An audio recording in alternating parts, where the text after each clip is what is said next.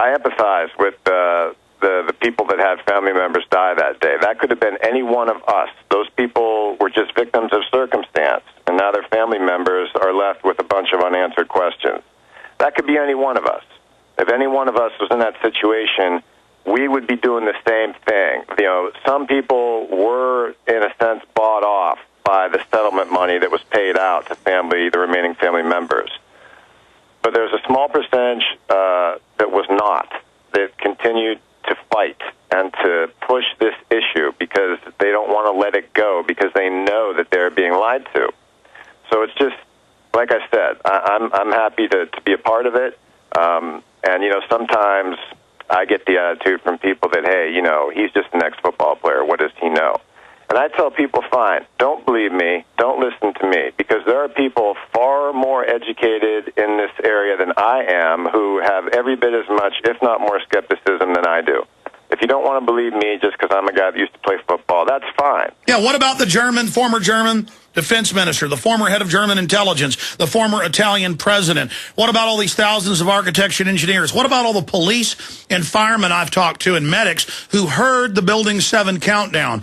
I mean, what about the police on video saying, get back, they're going to blow up 7? I mean, it's all right there in front of us. And then you get into all of the other evidence. That's why this Building What campaign is so important. BuildingWhat.org. We've got it up on screen for PrisonPlanet.tv viewers. But before we go back to that, I want to play the original Building What ad.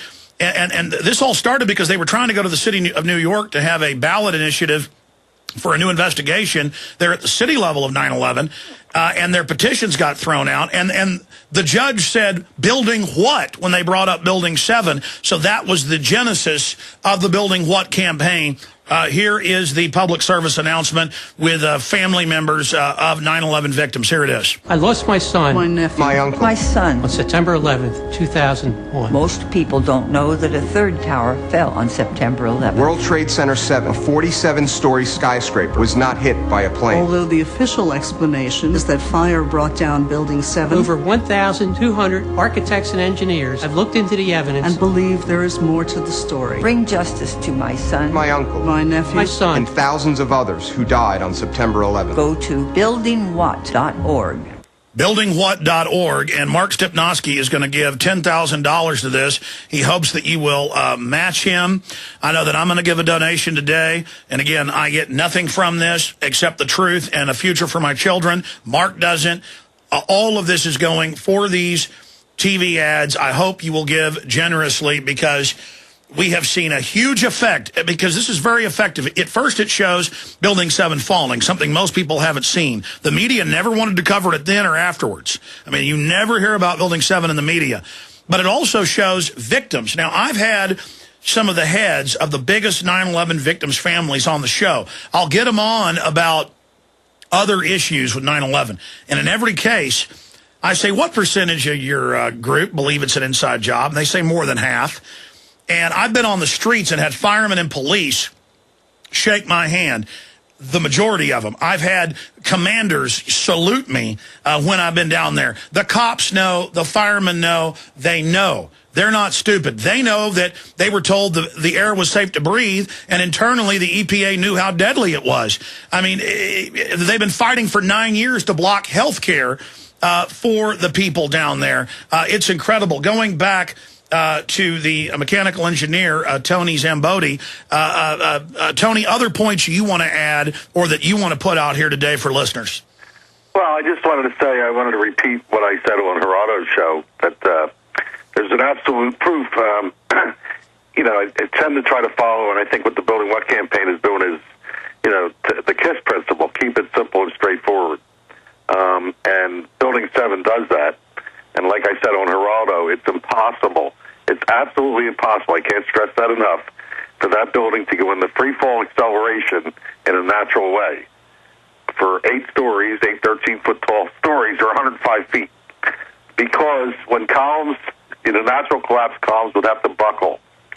And when columns buckle, there's a minimum resistance. It's what we call asymptotic. You guys probably saw this in school. It's when the curve comes down and never drops down to the x-axis in an XY graph. And in this case, the buckling resistance is significant. It's not even near zero. It's 10 to 25% of the intact strength. So what I want to say there, it's not just 10 to 25% of the resistance because you have a factor of safety. The columns in Building 7 were anywhere from 3 to 5 was the factor of safety. In other words, they could support a load above them that was 300 to 500% greater than what they actually had on them.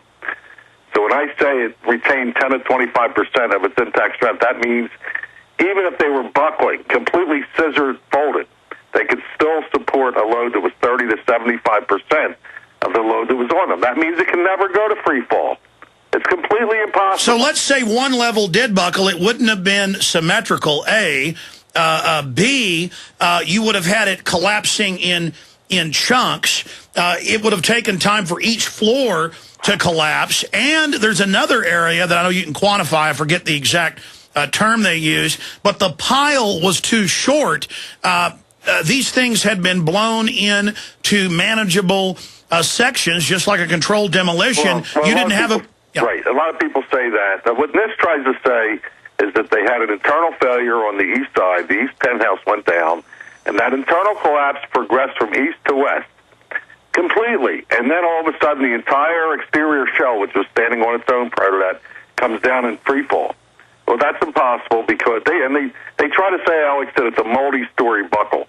That's very, very unlikely to have happened with that complete sheet because those column connections on the outside columns were moment resisting. The whole face is not going to buckle. And in addition to that, well, if the east side was coming down inside and the outside and the whole thing came down, why wouldn't the east side perimeter come down before the west side? Why wait till the whole building, the whole interior was down before the whole building to come down? That's not what happened. What really happened, that east penthouse came down a little.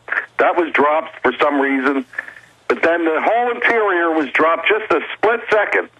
And you watch the top, the HVAC area, the parapet up on top, the heat exchangers, that area just dips in the middle. It's a little past the middle of the building. Then the whole exterior drops. It goes into a sudden collapse. Well, sir, from structural engineers I've talked to, and then I've seen the Las Vegas implosions, with that design of a building, you want to blow the central columns first so that when you blow the others, it doesn't fall out and damage other buildings. That's right. You want to leave it with the center so it drags in. It just puts a little force on the outside, pulls it inward a little bit so that everything comes down with a little bit of an inward pull and then comes straight down.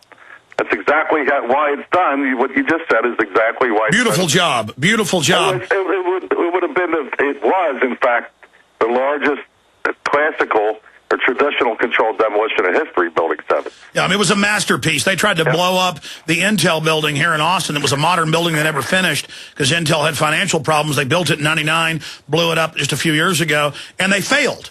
Mark, I mean, again, it's hidden in plain view, Mark. Yeah, I'd like to get back to something that Tony said about just keeping it simple. There's never been a building collapse due to fire, ever. You know, when you look at what NIST is trying to say and you know, everything else, they're trying to get people to accept an impossibility. It's physically impossible.